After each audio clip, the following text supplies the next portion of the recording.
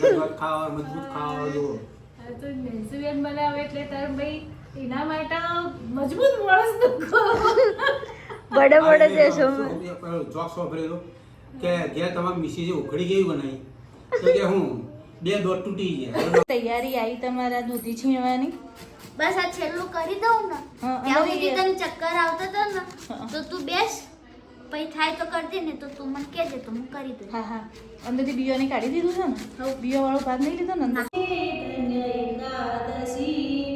એકાદશી કરીએ તો વ્રજ સુખ પામીએ મારે ગંગા ઘાટે જાવું છે મારે જમના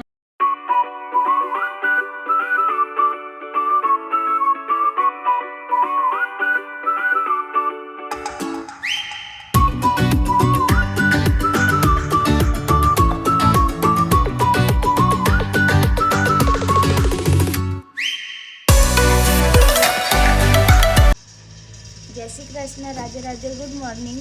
આઈ હોપ કે તમે બધા મજામાં જ હશો. તો થઈ ગયા છે સવારના 9 અને આજે છે અજા એકાદશી અને વરસાદના લીધે જુઓ તમને દેખાય જ છે ઘરમાં કપડાં ટીંગાયેલા. તો પૂજા પાઠ થઈ ગયા છે અને 9 વાગી ગયા છે. તો ચલો હવે આપણે ચા નાસ્તો કરી લઈએ. મમ્મી જય શ્રી કૃષ્ણ. જય શ્રી કૃષ્ણ. તો લોટ બંધાઈ ગયો? હા લોટે બંધાઈ ગયો. જે ચણાની દાળ બાફી છે ગુરુવાર છે એટલે ચણાની દાળ બાફી છે. નેન્સીનો 11 છે એટલે એના માટે કંઈક બનાવીશું. મોરૈયું સૂકી ભાજીનું શાક. સૂકી ભાજીનું શાક ખાઈ ખાઈને ગેસ થઈ જાય. જે થાય થાય પણ 11 કરી દે તો પછી બીજું શું ખવાય ગો? દૂધીનું શાક ખવાય હો 11માં. દૂધીનું શાક ખવાય. હું ફ્રેન્ચ ફ્રાઈઝ કરી દે મેં કાલે જોઈ હતી ને. હા તેવી ફ્રેન્ચ ફ્રાઈઝ રાજગરાનો લોટ છે હા પપ્પા રાજગરાનો લોટ ઝીણો મંગાવવો પડશે. એમાં જાડો લોટ નહીં ચાલે. આપણે કે જાડો લોટ પડ્યો છે ઝીણો લોટ લગભગ નહીં ભર્યો હોય જોવું પડશે. નહીં તો પપ્પાને ફોન કરીને કહી દેજે તો લેતા આવશે. તો ફ્રેન્ચ ફ્રાઈઝ બનાવી દેજે. હા ફ્રેન્ચ ફ્રાઈઝના ચા હમણાં ખાઈ લેવાનું. હા કંઈ નહીં. જો આજે તો છે ને બધું કામ બાકી જ છે તો હવે પહેલાં એ કરી લઈએ અને મસ્ત કાનજી મહારાજના આજે 11ના શણગાર કરીને બેસાડ્યા છે.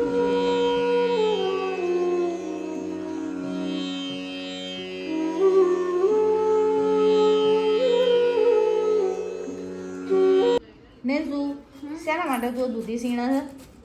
દૂધી હલવો બનાવવા. તમે બનાવવાના સાજી તું કેમ તું આવી કેમ આજે દૂધીનો હલવો मम्मी ખાવો? के हाथ में इसका स्वाद ही कुछ अलग ही जो होता हटके होता हटके. હટકે વાળી પોતાને કરતું જોર આવે એટલે ભાઈ મને કઈ દેવાનું મમ્મીના હાથમાં જાદુ હોય.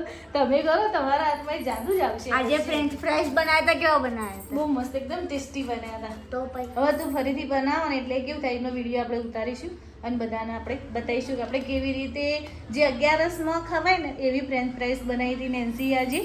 તો જે આપણે સામાન્ય ફ્રેન્ચ ફ્રાઈઝ કરીએ ને તો એમાં આરા લોટ નહીં વપરાતું હોય છે પણ આરા લોટ વપરાય ને એમાં ના તો કોર્નફ્લોર કોર્નફ્લોર વપરાય. પણ આપણે જે આજે ઉપવાસ માટે કરી હતી ને 11ના તો એમાં એને રાજગરાનો ઝીણો લોટ વાપરી અને પછી એને ફ્રેન્ચ ફ્રાઈઝ બનાવી હતી. એટલી મસ્ત બની હતી બહુ મજા પડી જતી. મને તો ભાઈ દીધો ને તો એકદમ ટેસ્ટી બનાવી હતી. Well done. તો ચલો હેડો કેટલી તૈયારી આવી તમારા દૂધી છીણવાની? બસ આ છેલ્લું કરી દઉં ને ત્યાં સુધી તને ચક્કર આવતો હતો ને તો તું બેસ પછી થાય તો કરતી ને તો તું મને કહેજે તો હું કરી દઉં. હા હા અંદરથી બીયોને કાઢી દીધું છે ને હવે બીયો વાળો ભાગ નહીં લીધો ને અંદર? સારું તો પછી હું તેઓ દીમાં ઇલાયચીને બધું છીણી કરી દઉં. ઇલાયચીને ટીચવાનું બધું કામ પતાવી દઉં બરાબર છે. તો નેન્સુએ દૂધી છીણીને રાખી હતી એમાંથી આપણે પાણી પહેલાં બધું નિતારી દીધું. જે પાણી નિતારેલું હોય એ રહેવા દેવાનું, રેડી નહીં દેવાનું. તો આપણે રોટલીનો લોટ બાંધીએ કે બીજા કોઈ શાક બાક બનાવીએ તો એમાં રેડવા માટે કામમાં આવે. બહુ જ પૌષ્ટિક હોય છે આ પાણી દૂધીનું. હવે સૌ પ્રથમ આપણે ગેસ ચાલુ કરીને એના પર કઢાઈ મૂકવાની. કઢાઈમાં 2 ચમચી ઘી નાખવાનું. ઘી ગરમ થાય એટલે એમાં દૂધી છીણેલી નાખી દેવાની અંદર અને એને ધીમે તાપે સાતળવાની. થોડી આછી ગુલાબી થાય પછી એમાં આખું દૂધ મેં નાખ્યું હતું જે બફેલો દૂધની થેલી આવે છે ને એ નાખી હતી. પછી એમાં મેં 5 થી 7 દાણા જેવું લીંબુના ફૂલ નાખ્યા હતા, જેથી આપણો હલવો કણીદાર થાય. પછી દૂધ બળી જવા આવ્યું એટલે મેં અંદર ખાંડ એડ કરી હતી. પછી ખાંડનું પાણી બળી ગયું એટલે એમાં ઇલાયચી ટીચીને થોડી નાખી હતી. થોડા કાજુ અને બદામ મેં અંદર ટીચીને નાખ્યા હતા અને થોડો ફૂડ કલર અંદર એડ કર્યો હતો. તો પછી આપણો હલવો જુઓ કેવો સરસ કણીદાર તૈયાર થઈ ગયો છે. તો જો તમને મારી આ બનાવવાની રીત તમને ગમી હોય તો ચોક્કસથી કોમેન્ટ કરજો કે હલવો કેવો બન્યો છે.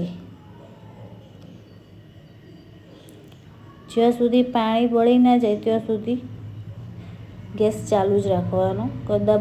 હલવાના તાવેતાથી દબાઈ કરવાનો એટલે પાણી કમ્પ્લીટ છેક સુધી બળી જશે. એટલે ઘી આપણા હલવામાં એકદમ શાઇનિંગ આવી જશે. બધું પાણી બળી જાય ને એટલે એકદમ મસ્ત શાઇનિંગવાળો આપણો હલવો તૈયાર થઈ જાય છે. તો બસ આ રીતે મેં હલવો તૈયાર કર્યો હતો. દેખ આજે 11 છે ને તે મેં તારા માટે દૂધીનો હલવો બનાવ્યો, સરસ બનાવ્યો. આજે 11 છે ને એટલા માટે. ધન્ય એકાદશી, ધન્ય એકાદશી, એકાદશી કરીએ તો રજ સુખ પામીએ. ધન્ય એકાદશી, એકાદશી કરીએ તો રજ સુખ પામીએ. મારે એકાદશીનું વ્રત કરવું છે, મારે ધ્યાન હરિનું ધરવું છે, મારે વ્રજભૂમિમાં વસવું છે, મારે વ્રજભૂમિમાં વસવું છે. ધન્ય એકાદશી, એકાદશી કરીએ તો વ્રજ સુખ પામીએ. મારે ગંગા ઘાટે જાવું છે, મારે જમનાજીમાં નાવું છે, મારે ભવસાગર તરી જાવું છે, મારે ભવસાગર તરી જાવું છે. ધન્ય એકાદશી, એકાદશી કરીએ તો વ્રજ સુખ પામીએ. ધન્ય એકાદશી, એકાદશી કરીએ તો વ્રજ સુખ પામીએ. બોલો કૃષ્ણ કનૈયા લાલ કી જય. તો આજે છે એકાદશી, જે એકાદશી આવે છે શ્રાવણ માસના વધમાં, તો જેનું નામ છે અજય એકાદશી. તો જેનું મહાત્મ્ય જે મને ખબર છે એ હું તમારી જોડે શેર કરું છું. એમાં જો મારી કોઈ ભૂલચૂક હોય તો મને માફ કરજો. અને આ અજય એકાદશીનું મહાત્મ્ય એ છે કે મતલબ જે બી જરૂરિયાતમંદ લોકો હોય એમને તમારે છત્રી, અન્ન અને એમના જે ચપ્પલને જોઈતી વસ્તુ હોય એમને દાન કરવાની હોય છે.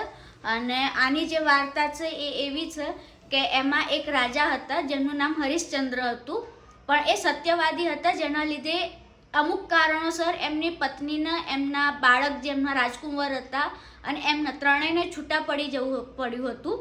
અને આ છૂટા પડવાના કારણોસર એમને બહુ આઘાત લાગ્યો હતો અને એ ચાલતા ચાલતા મતલબ એરિયા સ્મશાન આગળ પહોંચે છે. અને સ્મશાન આગળ એમને એક એવું કામ મળે છે કે એમના જે કફન હોય, જે શબ ઉપર ઓઢાડેલા, એનું કામ હોય છે.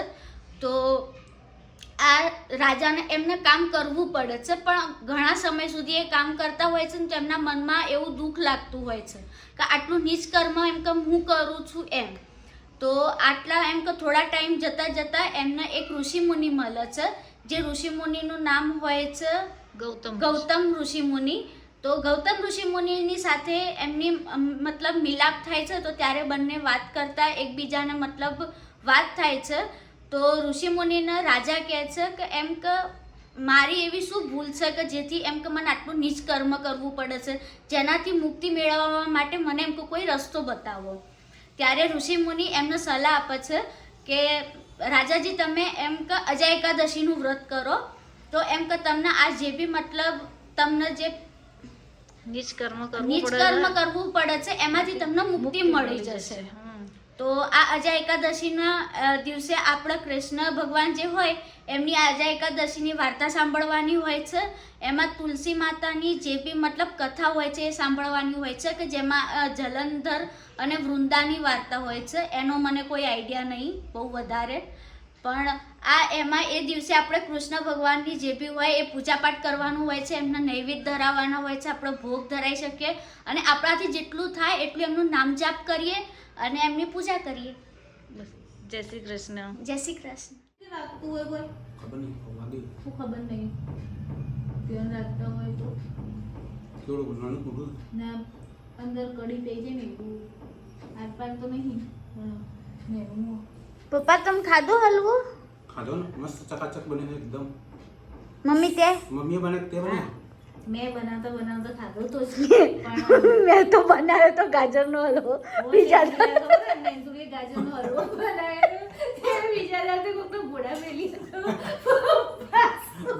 દોત ને કરી તો પછી હાલવો ને આવ્યો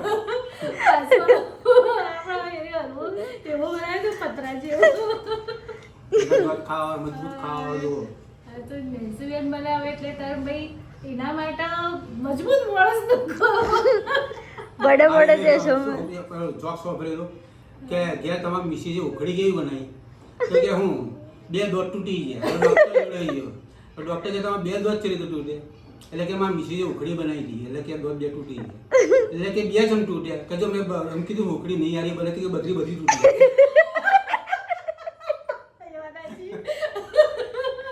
એવું કીધું કે ઉકળી નહીં આવી તો બધા પાડે છે. તો એટલે તમે એટલે બોલો છો ને ના લો તૂટી ના જાય. હલો સારો કેવો આ લાગે? 2 દોત તૂટે એવું નહીં બત્રીસ નકર બધી તોડવા પડે. આજે કેવું થયું ખબર, મોન મીટલો બે વાત કરતો હતો ને બપોરે મીટનો ફોન આવ્યો હતો એટલે તે મીટને ના મને છીંકાઈ દી વખતે તે મીટલો કે બ્લેસ યુ કે મમ્મી. મેં કીધું અમારા કીધું અહીંયા કીધું શું છીંકાવું મેં કીધું પહેલા એવું કે છે જેમ એમાં ભાઈ કે જય શ્રી કૃષ્ણ જય જયમાં પછી છેલ્લે કે છે જય કાકા.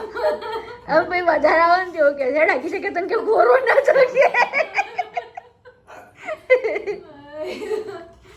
આવું થાય છે આપણે અહીંયા હવે ગુજરાતી ભાષા જેવી છે ને. હા અને કેવું થાય આપણે આવી રીતે છીંગ આવે તો આપણે ભગવાનનું નામ લઈએ પણ એ લોકો એવું કહે કે બ્લેસ યુ અને આપણે તો અંબેમાન બહુચરમાં બધા યાદ કરી દઈએ. નકર આખો જગત ડૂબા જેમ કે છે.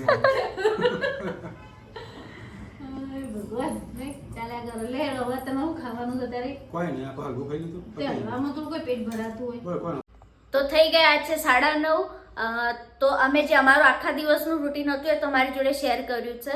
અને હા, જે દૂધીનો હલવો મમ્મીએ બનાવ્યો હતો એ તમે તમારા ઘરે ટ્રાય કરીને અમારા કમેન્ટ સેક્શનમાં જરૂરથી કમેન્ટ કરજો કે તમારા ઘરે કેવો બન્યો.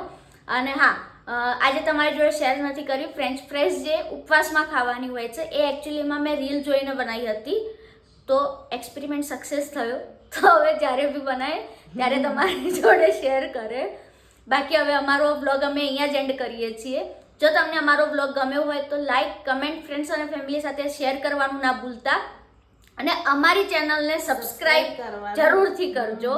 મળીએ કાલે નવા વિડીયો સાથે. ત્યાં સુધી જય શ્રી કૃષ્ણ.